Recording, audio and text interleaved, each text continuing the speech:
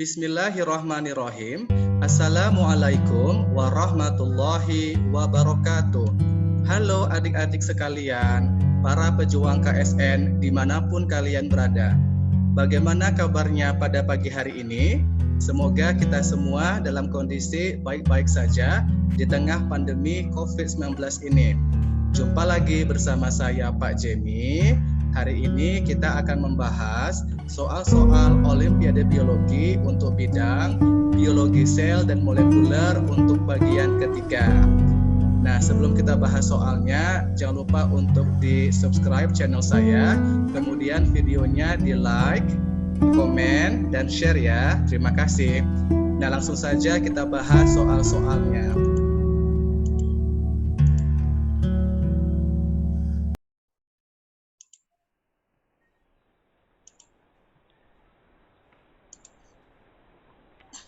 Oke, pertanyaan nomor 1 sampai 4 berdasarkan keterangan di bawah ini. Nomor 1, seorang peneliti mengamati adanya perbedaan kecepatan pertumbuhan antara dua strain ragi berbeda yang diberi tanda sebagai sel ragi Y1 dan sel ragi Y2. Percobaan pengejaran pulsa atau pulse chase kemudian dilakukan secara terpisah pada kultur asinkron atau kultur sel yang terdiri dari campuran populasi sel dalam berbagai tahapan siklus sel dari masing-masing strain tersebut untuk mengetahui kontribusi waktu tiap tahapan dalam siklus sel terhadap lamanya waktu siklus sel masing-masing ragi secara keseluruhan. Pada percobaan pulse chase, sel Y1 dan Y2 diinkubasi selama 15 menit ke dalam media yang mengandung timidin radioaktif sebelum kemudian dicuci dan dipindahkan lagi ke medium baru yang mengandung timidin non-radioaktif. Selanjutnya, secara periodik dilakukan pencuplikan sel dan dihitung berapa persentase dari sel mitotik yang terdapat pada sel hasil pencuplikan tersebut yang terdeteksi mengandung molekul radioaktif. Di bawah ini ditampilkan data hasil pengamatan percobaan pulse chase pada sel Y1 ditunjukkan pada gambar A dan sel Y2 ditunjukkan pada gambar B. Diketahui persentase jumlah sel mitotik yang ditemukan tiap kali periode pencuplikan adalah relatif sama, yaitu 0,8% dan 1%. Nah, pertanyaannya seperti ini.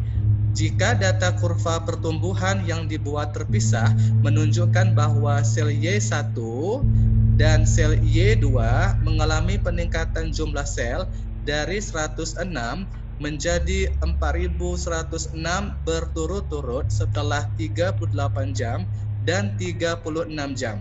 Berapakah lamanya fase mitosis untuk masing-masing sel Y1 dan sel Y2 tersebut? Apakah A 9 dan 11 menit, B 1 jam atau 60 menit, C 4 jam dan 5 jam, D 8 dan 15 menit, atau E 12 menit. Nah, sebelum kita bahas soalnya, di sini ada istilah penting yang harus kamu ketahui, yaitu percobaan pulse chase atau bahasa Indonesianya adalah pengejaran pulsa. Nah, kira-kira apa itu pulse chase? Nah, dalam biokimia dan biologi molekuler, analisis pengejaran denyut atau analisis pengejaran pulsa atau pulse chase adalah metode untuk memeriksa proses seluler yang terjadi dari waktu ke waktu dengan cara berturut-turut yang memaparkan sel ke senyawa berlabel atau berdenyut dan kemudian ke senyawa yang sama dalam bentuk tidak berlabel atau dalam bentuk pengejaran pulsa. Nah, bagaimana mekanisme kerjanya? Sel yang dipilih atau sekelompok sel pertama-tama diekspos ke senyawa berlabel atau pulsa yang akan dimasukkan ke dalam molekul atau sistem yang dipelajari. Nah, senyawa tersebut kemudian melewati jalur metabolisme dan digunakan dalam sintesis produk yang dipelajari. Misalnya, bentuk leusin berlabel radioaktif atau 3H leusin dapat disuplai ke sekelompok sel beta pankreas yang kemudian menggunakan asam amino dalam proses sintesis insulin yang ada pada pankreas. Nah, kegunaan atau manfaatnya apa? Metode ini berguna untuk menentukan aktivitas sel tertentu dalam jangka waktu yang lama. Metode ini telah digunakan untuk mempelajari protein kinase C, ubiquitin, dan banyak protein lainnya. Metode ini juga digunakan untuk membuktikan keberadaan dan fungsi dari fragmen Okazaki. Nah, seorang peneliti bernama George Palade menggunakan pulse chase ini dari asam amino radioaktif untuk menjelaskan jalur sekretori. Nah, itu sekilas informasi mengenai pengejaran pulsa atau pulse chase ya, atau juga disebut dengan analisis pengejaran denyut. Nah, kira-kira apa jawabannya? Apakah A, B, C, D, atau E? Di sini menggunakan rumus ya. Nah, persentase sel asinkron yang ditemukan pada tahapan atau fase siklus sel tertentu sebanding dengan persentase lamanya waktu dari masing-masing tahapan atau fase siklus sel tersebut. Semakin lama waktu tahapan atau fase suatu siklus, maka semakin sering atau banyak sel pada tahapan atau fase tadi yang ditemukan pada populasi sel asinkron atau pada kultur sel yang terdiri dari campuran populasi sel dalam berbagai tahapan siklus sel. Nah, di mana untuk sel Y1 yang ditunjukkan pada gambar A itu hasilnya adalah 0,08% dikali 19 jam sama dengan 9 menit. Sedangkan pada sel Y2 yang ditunjukkan pada gambar B adalah 1% dikali 18 jam sama dengan kurang lebih atau ekuivalen dengan 11 menit. Nah, maka berdasarkan informasi di atas, soal nomor 1 jawabannya adalah A, 9 dan 11 menit. Sel Y1 adalah 9 menit, sedangkan pada sel Y2 adalah 11 menit. Nanti untuk jawabannya akan saya buat di kolom deskripsi ya. Nah, lanjut soal nomor 2. Berdasarkan data pulse chase di atas, berapakah lama waktu fase S atau sintesis untuk sel ragi Y1? Apakah 1 jam, 4 jam, 6 jam, 9 jam, atau 10 jam? Nah, kita bahas ya. Oke. Pada grafik yang tadi, ya, grafik ini, nah, dapat digunakan untuk memperkirakan lamanya waktu fase G2 dan S dari siklus sel ragi. Lamanya waktu fase G2 sama dengan waktu yang dibutuhkan untuk mulai dapat diamati untuk pertama kalinya sel mitotik yang berlabel radioaktif. Selama percobaan inkubasi singkat, sel-sel pada fase S atau replikasi sel mengalami timidin radioaktif dari medium dan menginkorporasikannya ke DNA. Sel-sel pada fase S akhir atau lebih kurang pada waktu yang sama atau berdekatan dengan fase G awal yang mengalami inkubasi singkat tadi nantinya akan melalui panjang fase G2 sebelum akhirnya sampai ke fase mitosis dan teramati label radioaktif di kromosomnya. Nah, sedangkan pada grafik B menunjukkan bahwa panjang fase G2 adalah sekitar 5 jam. Nah, setelah 5 jam, sel-sel yang sebelumnya berada di fase S selama percobaan inkubasi singkat dengan timidin radioaktif akan masuk ke fase mitosis dan bertanggung jawab untuk pengamatan DNA berlabel radioaktif pada sel-sel mitotik selama periode tertentu. Penurunan kehadiran sel-sel mitotik berlabel radioaktif sejak jam ke-9 menunjukkan bahwa sel-sel pada fase S telah keluar dari tahapan ini yang digantikan oleh sel-sel dari tahapan G1 yang tidak memiliki DNA berlabel radioaktif dari percobaan inkubasi singkat sebelumnya. Rentang waktu antara masuknya sel fase S akhir dengan keluarnya sel fase S awal dari percobaan inkubasi singkat sebelumnya sekitar 4 jam. Ya, 4 jam pada grafik B atau pada sel Y2. Pada pengamatan sel-sel mitotik berlabel radioaktif menunjukkan lamanya waktu fase S sel ragi A2. Nah, dengan logika yang sama, Anda dapat menganalisis lamanya waktu fase G2 dan S dari populasi asinkron sel Y1. Nah, jadi berdasarkan informasi tadi, soal nomor 2 jawabannya adalah 6 jam ya. Lama waktu fase S untuk sel ragi Y1 adalah 6 jam. Nah, sedangkan lama waktu fase G2 untuk sel ragi Y2 adalah 5 jam. Oke? Nah, selanjutnya soal nomor 4. Sel pada tahap manakah yang akan paling banyak ditemukan pada populasi kultur sel asinkron tersebut? Apakah M, G2, banyaknya S, G1, atau jumlah sel pada masing-masing fase sama? Nah, di sini pada fase G1 merupakan tahapan siklus sel dengan waktu yang paling lama, baik pada sel ragi A1 maupun pada sel ragi A2. Nah, di mana G1 pada sel Y1 sama dengan 19 jam dikurang 6 ditambah 4 ditambah 9 menit sama dengan 8 jam 51 menit. Sedangkan G2 pada sel Y2 hasilnya adalah 18 jam dikurang 5 ditambah 4 ditambah 11 menit, hasilnya kurang lebih atau ekuivalen dengan 8 jam 49 menit. Maka berdasarkan informasi tadi, di antara 5 pilihan ini, fase G1 paling banyak ditemukan pada populasi kultur sel asinkron. Jadi nomor 4 D jawabannya ya, fase G1. Oke, selanjutnya soal nomor 5.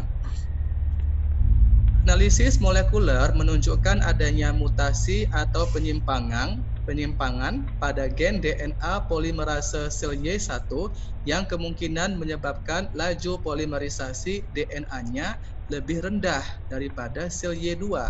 Jika diketahui genom ragi tersebut berupa satu untaian kromosom linier dengan panjang 20 juta base pair atau pasang basa dan memiliki 3 buah daerah ori, tentukanlah laju sintesis DNA dari enzim DNA polimerase ragi Y1 pada grafik A tadi.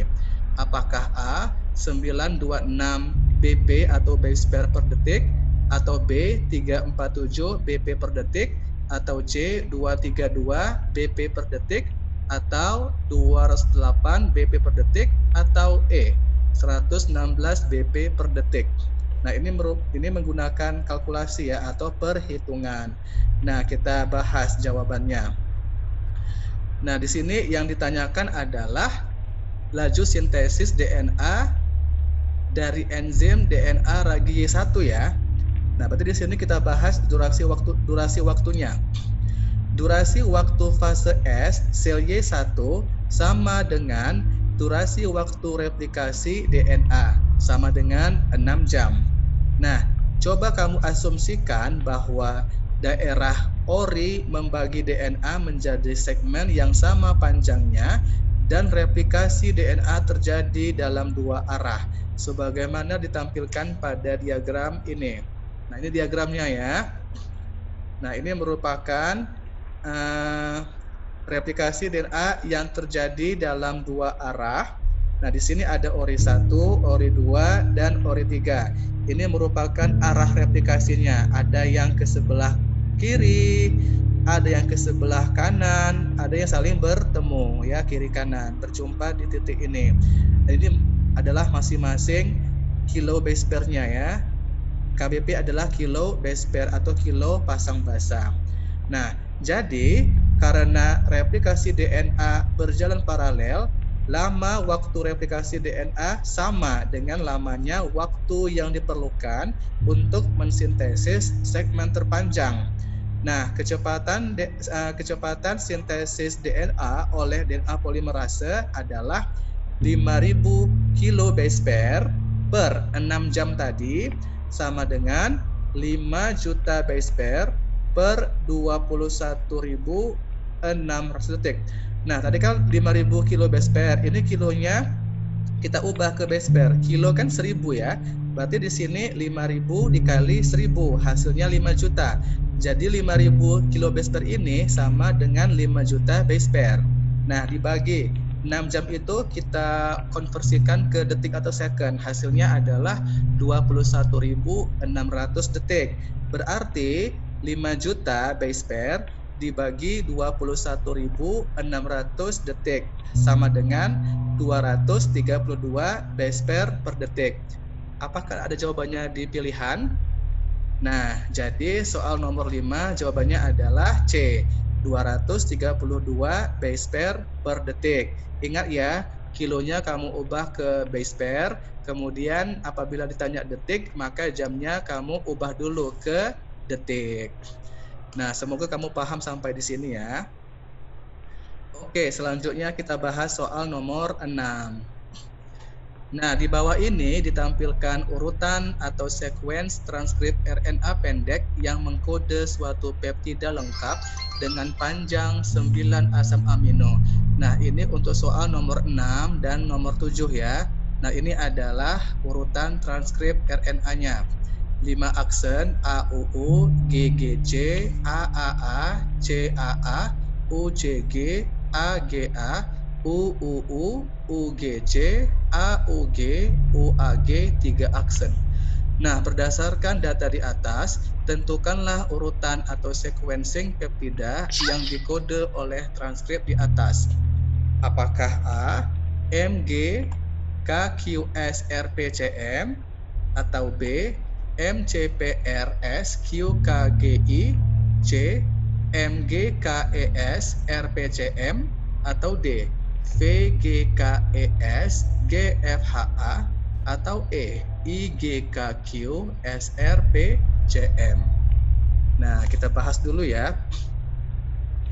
Nah, berarti di sini ada istilah transkripsi kan? Nah, transkrip RNA. Jadi saya akan menjelaskan apa itu transkripsi. Mungkin kamu udah pernah mengetahui atau membaca tentang istilah transkripsi sama translasi, tetapi mungkin ada juga beberapa siswa yang kurang paham. Nah, di sini sebelum kita jawab soalnya, Bapak akan menjelaskan dulu apa itu transkripsi ya. Nah, jadi transkripsi adalah proses penyalinan kode-kode genetika yang ada pada urutan DNA menjadi molekul RNA. Transkripsi adalah bagian dari rangkaian ekspresi genetik yang nantinya akan muncul sebagai fenotip. Urutan nukleotida pada salah satu untaian molekul DNA digunakan sebagai cetakan atau template untuk sintesis molekul RNA yang komplementer. Molekul RNA yang disintesis dalam proses transkripsi pada garis besarnya dapat dibedakan menjadi 3 kelompok molekul RNA, yaitu mRNA atau RNA messenger, tRNA atau RNA transfer, dan rRNA atau RNA ribosom. Nah, secara umum mekanisme pada eukariotik serupa dengan yang terjadi pada organisme prokariotik. Nah, proses transkripsi diawali atau diinisiasi oleh proses penempelan faktor-faktor transkripsi dan kompleks enzim RNA polimerase pada daerah promoter. Faktor transkripsi dibedakan menjadi 2 kelompok, yaitu faktor transkripsi umum dan faktor transkripsi khusus dari suatu gen. Faktor transkripsi umum mengarahkan polimerase ke promoter. Penempelan RNA polimerase pada promoter oleh faktor transkripsi umum hanya menghasilkan transkripsi pada dasarnya saja atau pada level basal. Pengaturan transkripsi yang lebih spesifik atau lebih khusus dilakukan oleh faktor transkripsi yang spesifik untuk suatu gen. Meskipun demikian, proses penempelan tersebut sangat penting bagi keberlangsungan proses transkripsi. Setelah faktor-faktor transkripsi yang umum dan polimerase menempel pada promoter, selanjutnya akan terjadi pembentukan kompleks promoter terbuka atau disebut juga dengan open promoter complex. Nah, transkripsi dimulai pada titik awal transkripsi atau RNA initiation site yang terletak beberapa nukleotida sebelum urutan kodon awal ATG. Pada eukariotik terdapat 3 kelas gen, yaitu gen kelas 1, kelas 2, dan kelas 3, yang masing-masing dikatalisis oleh RNA polimerase dan faktor transkripsi yang berbeda. Itu adalah informasi penting mengenai transkripsi ya. Nah, jadi berdasarkan soal ini, kira-kira apa jawabannya? Nah, kita bahas ya. Di sini ada urutan atau sequencing transkrip RNA-nya. Nah, kemudian kalau kita masukkan kemari, kira-kira yang mana jawabannya? Nah, oke ya. Karena di sini terdapat beberapa kodon alternatif sebagai start kodon seperti GUG, UUG, dan AUU. Ya, akan tetapi asam amino inisiator translasi tetap metionin. Nah, di sini untuk metionin mana? A ya. Nah, ini merupakan inisiator translasi untuk metionin, salah satu dari sintesis protein ya. Maka soal nomor 6 jawabannya adalah A, MGKQ SRPCM. Oke. Lanjut soal nomor 7. Manakah pernyataan di bawah ini yang tidak benar berkaitan dengan transkrip di atas?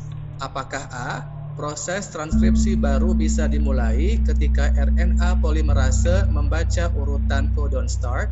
B, hasil transkripsi gen peptida pendek tersebut lebih panjang dari data yang ditampilkan? C, transkrip di atas tidak dikenali oleh enzim E. coli. D, proses transkripsi tidak berhenti ketika RNA polimerase membaca urutan UAG. Atau E, transkrip di atas memiliki kodon stop. Nah, ini adalah kode genetik secara standar ya. Ada basa 1, basa kedua, dan basa ketiga. Oke, kita bahas ya. Jadi, proses transkripsi dimulai beberapa basa ke hilir setelah urutan promoter. Titik awal transkripsi biasa disebut dengan transcription initiation site, ya, atau situs inisiasi transkripsi. Inisiasi artinya titik awal atau titik permulaan. Ya, nah jadi titik awal biasa disebut dengan transcription initiation site dan tidak harus merupakan suatu urutan dari codon start. Maka berdasarkan informasi tadi yang bukan berkaitan dengan transkrip di atas adalah A. Ya, jadi A bukan jawabannya. Paham semuanya? Oke. Lanjut soal nomor 8. Berikut ini ditampilkan persamaan stoikiometri degradasi glukosa oleh sel Saccharomyces cerevisiae. Ya, ini reaksinya ya. Jadi C6H12O6 atau glukosa ditambah 6O2 menghasilkan 6CO2 ditambah 6H2O, dan C6H12O6 merupakan hasil dari 2C2H5O5 ditambah 2CO2. Ya. Nah, ini merupakan persamaan stoikiometri untuk degradasi glukosa oleh sel Saccharomyces cerevisiae ya. Nah, sel ragi tersebut ditumbuhkan keadaan sebagian aerobik dan sebagian lagi anaerobik. Jadi sebagian sel ragi ini dia membutuhkan oksigen, sedangkan sebagian lagi tidak membutuhkan oksigen. Jika setengah dari ATP yang dihasilkan berasal dari proses fermentasi, berapakah mol karbon dioksida yang dihasilkan oleh kultur sel ragi tersebut dari 1 mol glukosa yang dikonsumsinya? Nah, di sini petunjuknya ada ya. ATP atau energi yang dihasilkan dari satu kali reaksi lengkap respirasi seluler adalah 38 molekul. Nah, di sini berhubungan sama biokimia ya. Jadi ada biologinya, ada kimianya. Ya, menggunakan rumus persamaan stoikiometri. Nah, kira-kira apa jawabannya? Apakah A 2,2 mol, B 1,9 mol, C 0,8 mol, D 0,3 mol, atau E 0,05 mol? Nah, kita bahas jawabannya. Perbedaan kecepatan konsumsi glukosa oleh ragi Saccharomyces cerevisiae antara proses aerob dan proses anaerob adalah 1:19. Oleh karena itu, dari 1 mol glukosa yang habis dikonsumsi, 1/20 dikali 1 mol digunakan via jalur aerob. Ya, jadi 1/20 dikali 1 mol digunakan untuk jalur aerob atau jalur yang membutuhkan oksigen. Sedangkan 19/20 dikali 1 mol lainnya digunakan untuk jalur anaerob atau yang tidak membutuhkan oksigen. Jumlah CO2 atau jumlah karbon dioksida yang dihasilkan dari kedua jalur tersebut adalah 6 ya. Nah, di sini atom C kan 6. Jadi 6 dikali 0,05 untuk aerob ditambah 2 dikali 0,95 untuk anaerob. Jadi hasilnya adalah 2,2 mol. Jadi 6 dikali 0,05 ditambah 2 kali 0,95 hasilnya adalah 2,2 mol. Jadi untuk soal nomor 8 jawabannya adalah A, 2,2 mol. Oke. Nah, lanjut soal nomor 9. Mudah-mudahan kalian masih betah di sini ya. Oke. Jamie melakukan sebuah percobaan sederhana untuk mendemonstrasikan pola kinetika pembentukan filamen aktin. Pada percobaan tersebut, sejumlah monomer molekul aktin yang telah dimurnikan dicampur dalam suatu larutan buffer atau penyangga hingga konsentrasi tertentu dan diamati pola pembentukan filamennya dalam suatu rentang waktu. Pertumbuhan filamen aktin diukur dari intensitas fluorescence probe yang menempel di filamen tersebut. Hasil percobaan ditunjukkan pada gambar di bawah ini. Nah, di sini untuk sumbu X adalah waktu dalam satuan second atau detik. Jadi ada 0, 30 detik, 60 sampai 90 detik. Sedangkan untuk sumbu Y ini adalah intensitas fluorescence ya. Intensitas fluorescence probe. Nah, jadi pada gambar ini pengamatan pembentukan filamen aktin dalam periode waktu tertentu dimulai dari campuran monomer-monomer aktin yang terlabel fluorescence atau berpendar. Peningkatan fluoresensi atau perpendaran mengindikasikan peningkatan pembentukan polimer aktin. Intensitas fluorescence pada waktu ke-0 tidak menunjukkan pembentukan polimer, melainkan background fluorescence dari molekul-molekul monomer. Jadi ini hanya sebagai background fluorescence dari molekul-molekul yang bersifat monomer. Nah, 3 fase pembentukan polimer ditunjukkan sebagai A, B, dan C ya. Jadi ini merupakan 3 fase pembentukan polimer A, B, dan C ditunjukkan dalam huruf. Nah, berdasarkan data di atas, prediksilah atau coba kamu asumsikan manakah di antara pernyataan di bawah ini yang tidak tepat atau yang tidak benar berdasarkan informasi ini. Apakah A, penambahan deterjen di tengah fase B akan segera menyebabkan penurunan intensitas fluorescence yang teramati? B, peningkatan konsentrasi garam pada buffer akan memperpanjang lamanya fase A. C, pada fase B, laju polimerisasi aktin dalam kehadiran nukleat lebih cepat daripada laju depolimerisasinya. D, peningkatan konsentrasi awal monomer aktin yang dicampurkan ke buffer atau penyangga akan mempersingkat lamanya fase A.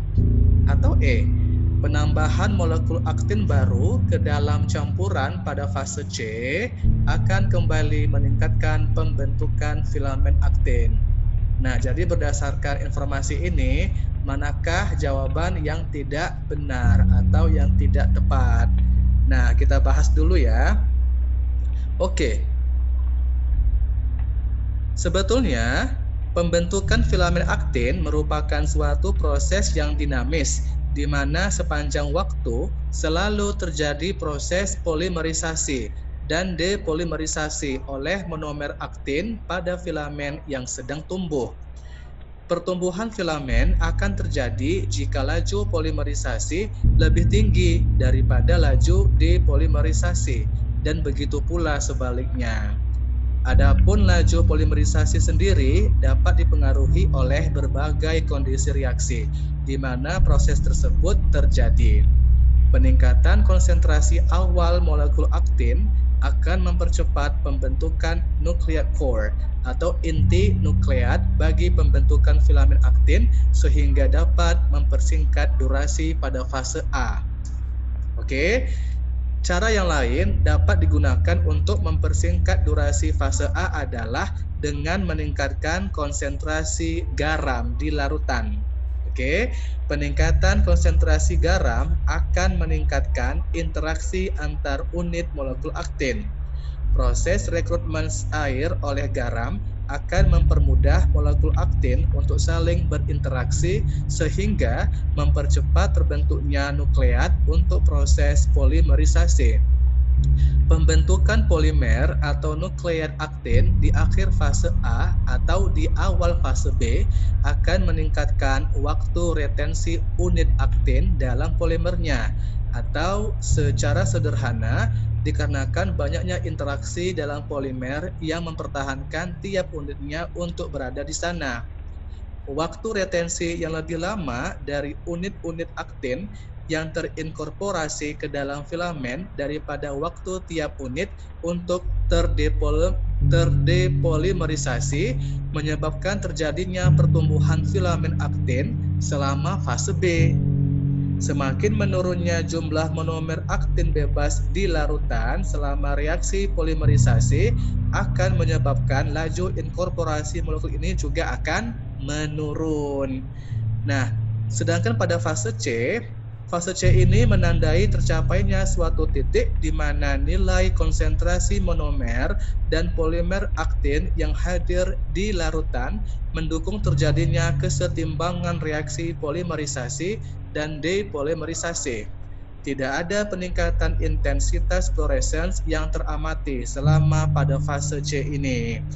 Penambahan molekul aktin baru akan menggeser kesetimbangan reaksi dan mendukung terjadinya kembali polimerisasi aktin. Oke, nah di situ cukup panjang informasinya ya. Oke, jadi berdasarkan informasi yang Bapak sampaikan, jelas ya nomor 9 yang tidak termasuk bagian dari informasi ini adalah B. Oke, peningkatan konsentrasi garam pada buffer akan memperpanjang lamanya fase A. Salah ya, ini bukan jawabannya. Oke, harusnya dia mempersingkat, bukan memperpanjang. Jadi sebetulnya peningkatan konsentrasi garam pada buffer akan memperpendek atau mempersingkat lamanya fase A ya, bukannya memperpanjang. Jelas ya? Oke. Soal terakhir, kita bahas soal nomor 10. Di bawah ini ditunjukkan diagram hipotetik suatu molekul RNA fungsional yang tersusun dari dua daerah double stranded dan dua loops. Tanda bintang pada molekul B, C, dan D mengindikasikan atau menunjukkan perubahan nukleotida ketiga RNA tersebut relatif terhadap molekul A. Ya, tentukan manakah di antara pernyataan di bawah ini yang benar terkait evolusi molekuler dari molekul RNA tersebut. Ya, apakah A, daerah loops secara rata-rata lebih conserved daripada daerah double-stranded. B.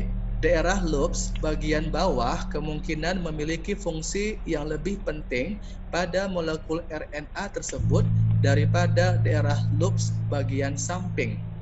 Oke. C. Variasi pada daerah double-stranded menunjukkan kelestarian lebih cenderung pada level urutan nukleotida daripada level struktur. Atau D. Kehadiran struktur sekunder RNA seperti di atas dapat juga ditemukan pada molekul viroid. Atau E jawabannya. Beberapa nukleotida pada daerah double-stranded tidak memiliki pasangan basa Watson-Crick yang sesuai.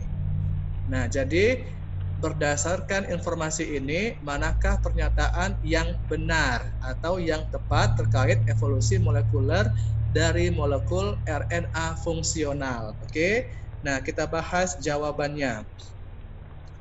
Variasi pasangan basa pada daerah double-stranded tanpa mengubah struktur double-stranded RNA fungsional menunjukkan bahwa kelestarian pada level struktur lebih disukai pada molekul RNA ini daripada kelestarian pada level urutan nukleotida. Hal ini dikarenakan struktur double-stranded menentukan fungsi RNA tersebut tanpa memperhatikan sejumlah variasi pada urutan nukleotidanya.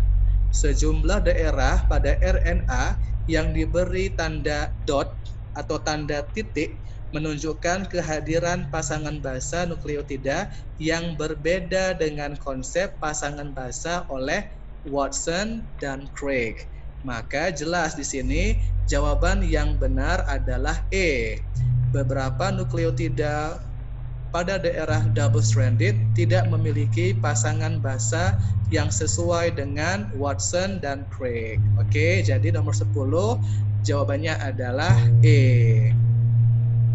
Oke. Nah, demikianlah pembahasan soal untuk pertemuan kali ini. Terima kasih atas perhatiannya.